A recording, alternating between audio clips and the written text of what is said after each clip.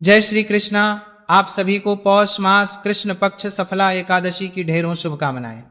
प्रिय दर्शकों, आज के इस वीडियो में हम बात करेंगे कि पौष मास के कृष्ण पक्ष की जो आने वाली एकादशी है उसका व्रत किस दिन किया जाएगा, श्रेष्ठ व्रत किस दिन है, द्वादशी व्रत किस दिन है और दशमी वेधा किस दिन है, एकादशी का समय क्या है, एकादशी कब से कब तक रहेगी, सूर्य के मुख से एकादशी किस दिन है और एकादशी का व्रत करना कैसे चाहिए, एकादशी का व्रत करना कैसे चाहिए, इस एकादशी को करने की विधि क्या है, नियम क्या है, कौन से नियम है जो व्रत के एक दिन पहले ही शुरू हो जाएंगे और किस विधि के अनुसार इसकी पूजा करनी है, इस एकादशी पर क्या है विशेष, इसकी महत्वता क्या है, इसका महत्व क्या है, क्यों इस एकादशी का व्रत करना चाहिए, क्यों इतनी महत्वपूर्ण है ये एकादशी, इसका पारण कब होगा।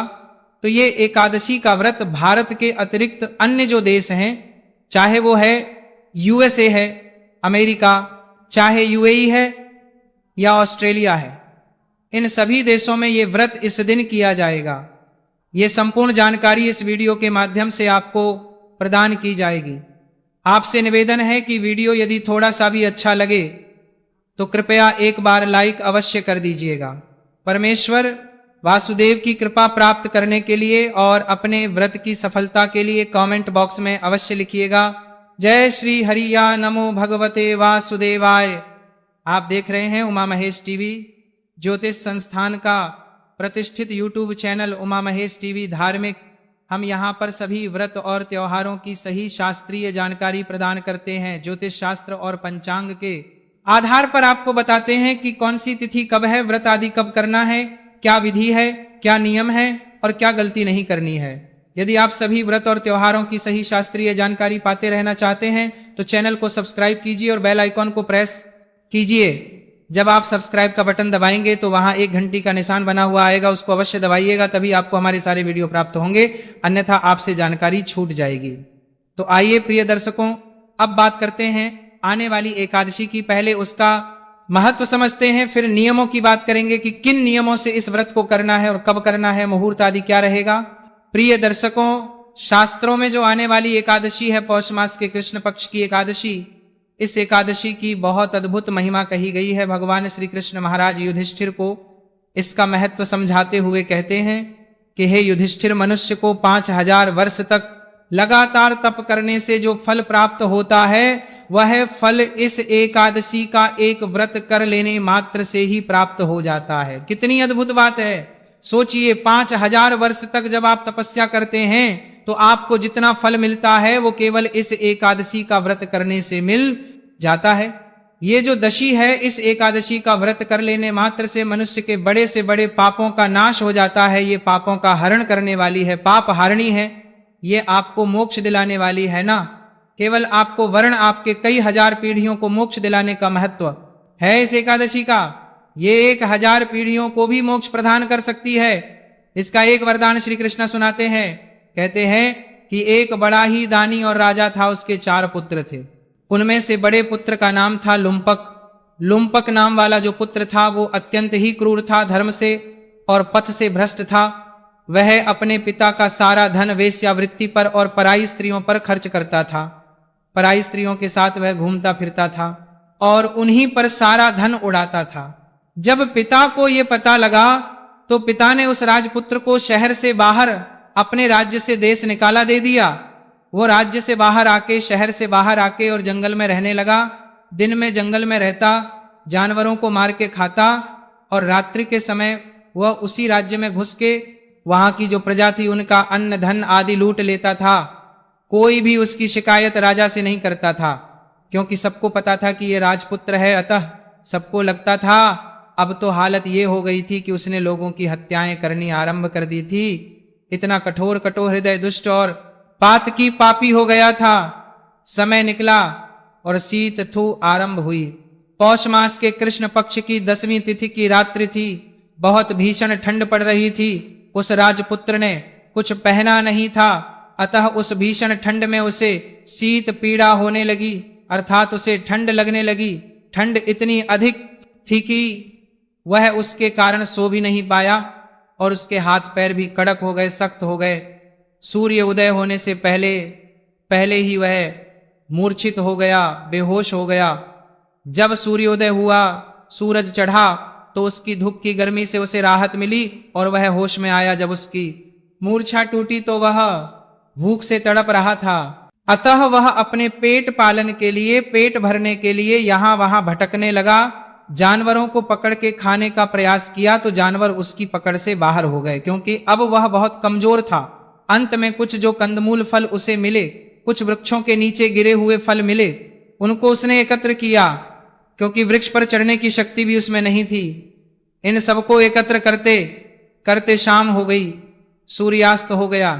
उस जंगल में एक बरगद का पेड़ था, बहुत प्राचीन पेड़ था। उस पेड़ के नीचे ही वह सोया करता था।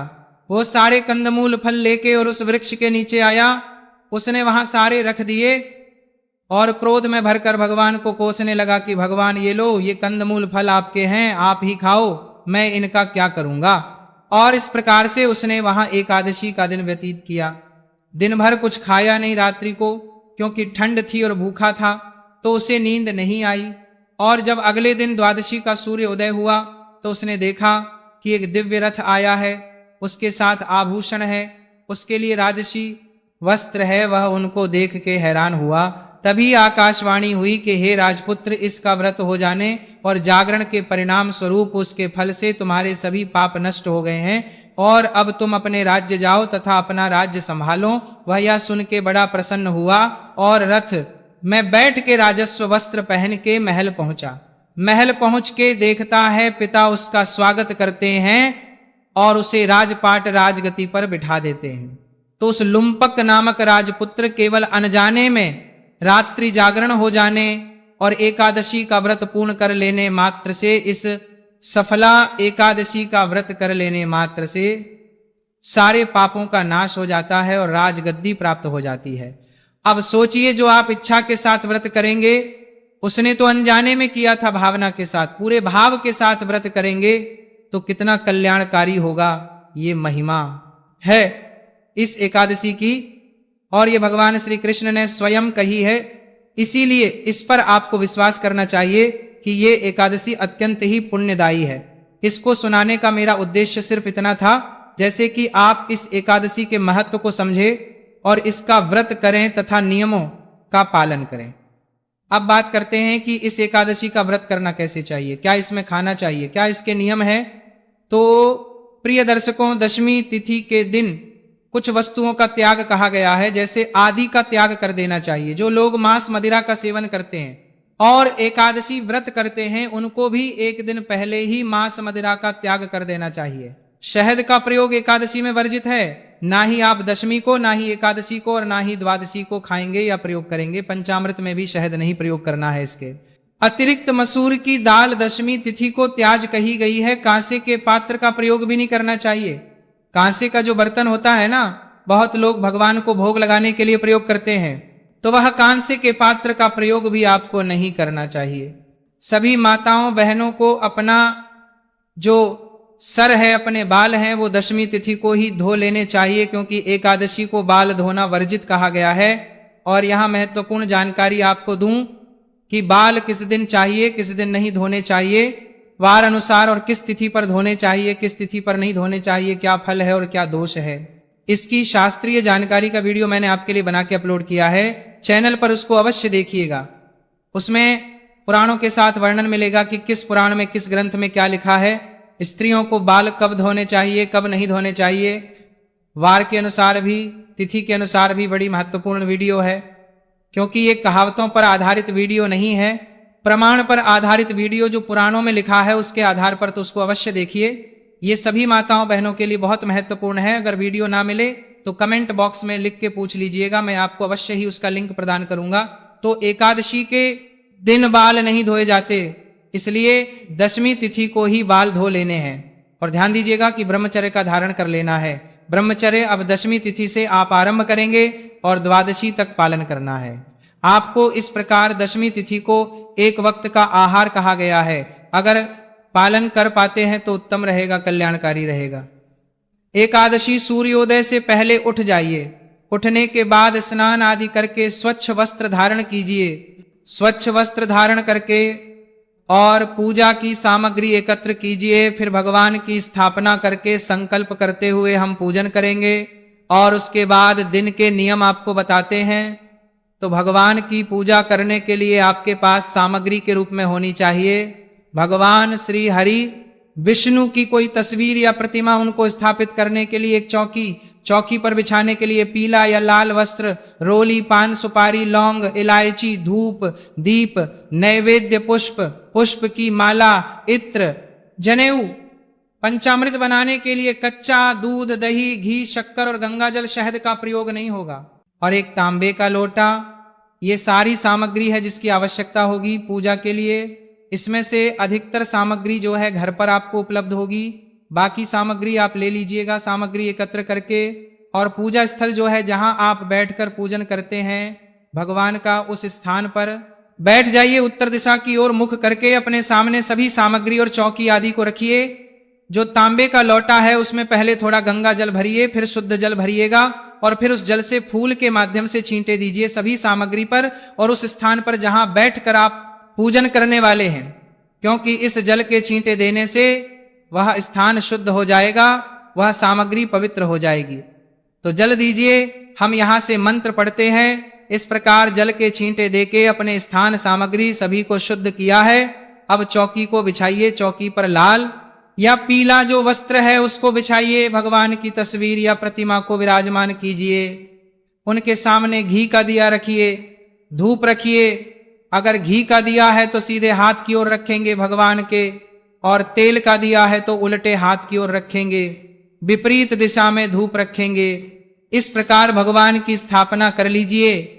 भगवान की स्थापना करने के बाद अब आप व्रत पूजन का संकल्प करेंगे। संकल्प करने के लिए अपने सीधे हाथ पर जल लीजिए, चम्मच से जल लीजिए और ओम हृषिकेशाय नमः हाथ धो लीजिए। हाथ धो के फिर आप एक एक मंत्र पर एक एक चम्मच जल ग्रहण करेंगे। 6 मासा जो है वो निर्जला व्रत में मान्य होता है। इससे अधिक जल नहीं पीना चाहिए। तो ये मान लीजिए कि 2 बूंद जल एक बार में, 2 बूंद जल एक बार में, इस प्रकार से आपने पीना है।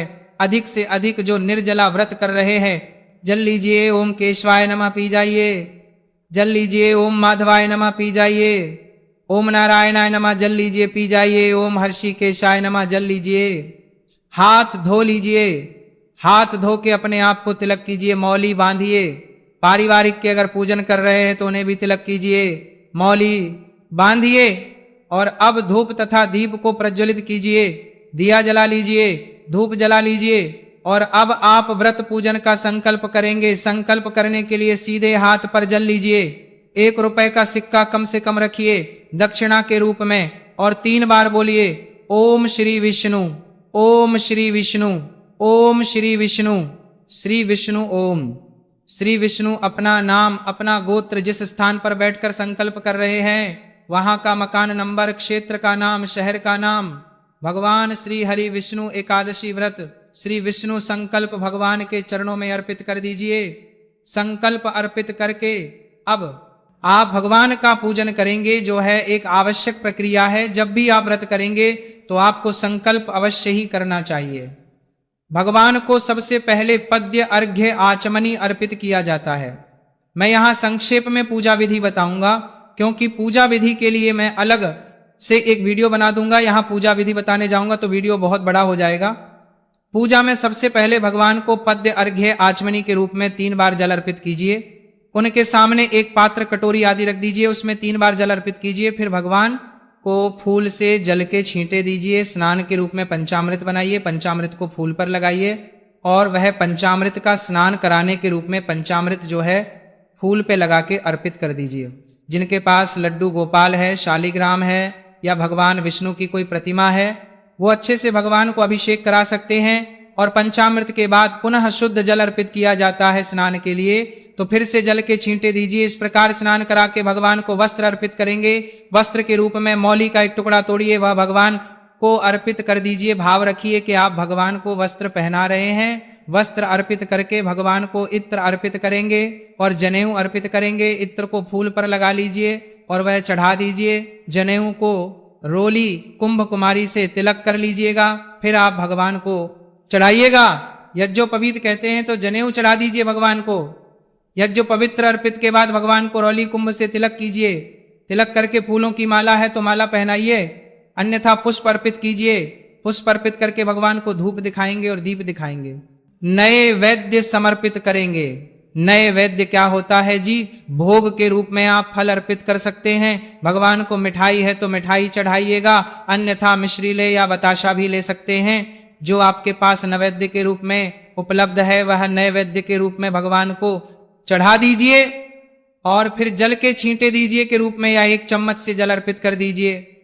जलाजमी करा के तांबुल के रूप में 1 पान का पत्ता लीजिए, उस पे 2 लौंग, 2 इलायची और 1 सुपारी रख लीजिए और वह भगवान को अर्पित कीजिए। या फिर आप मीठा पान भी ला सकते हैं, गुलकंद वाला, वह भी भगवान को चढ़ा सकते हैं। और जो अर्पित करना चाहते हैं वह दक्षिणा दीजिए और भगवान को चढ़ा दीजिए। इस प्रकार आपका पूजन हो जाएगा। मंत्र सहित मैं आपको पूजा विधि अपलोड कर दूंगा, तो जिस दिन आप एकादशी का पूजन करेंगे उस दिन वह पूजा का वीडियो चला लीजिएगा मंत्रों सहित, और आप इस प्रकार से सभी वस्तुएं अर्पित करते जाइएगा। भगवान को पूजा करने के बाद आपने कथा श्रवण करनी है, तो एकादशी की जो कथा है वो आपके लिए अपलोड कर दी जाएगी। एकादशी की कथा के साथ आपको विष्णु शस्त्र नाम अवश्य सुनना चाहिए। एकादशी की कथा और विष्णु शास्त्र नाम हम आपके लिए एक ही वीडियो में अपलोड कर देते हैं, जिससे कि आपको कहीं और ढूंढना भी ना पड़े और आपका समय भी बच जाएगी। तो वह वीडियो अवश्य ही देख लीजिएगा। कथा सुन के, विष्णु शास्त्र नाम सुन के आरती करनी चाहिए। आरती भी हम उसके साथ में ही रिकॉर्ड कर देते हैं। तो कथा सुनिए, विष्णु शस्त्र नाम सुनिए, आरती कीजिए भगवान की, और फिर नियमों के अनुसार दिन को व्यक्त कीजिए। अब नियमों की बात करते हैं कि पूजा पाठ करने के बाद क्या नियम रहेंगे। आपको किसी अपशब्दों का प्रयोग नहीं करना, किसी का बुरा नहीं चाहना।